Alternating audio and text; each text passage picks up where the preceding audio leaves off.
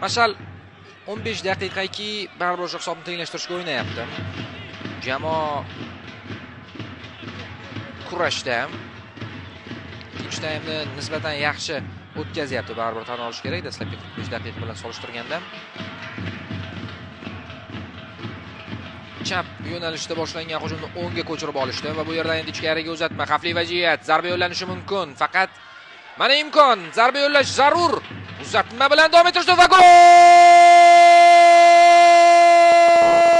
Mashal hisobni tenglashtirmoqda va Islombek Baratov gol muallifi.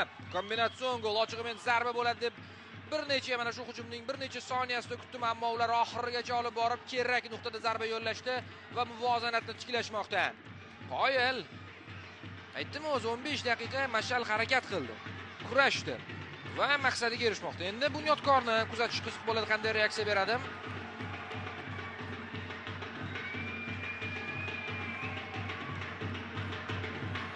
Abdunabiyev hozir mana takroran ko'ramiz. Markazdan kirishdi, kombinatsiya, mana bunday uzatma va oxir-oqibat zarba. Sal hujumning keyingi fazidan ko'rsatishyapti. Humoyun Murtozoyev uzatma muallifi edi dastlab, keyin esa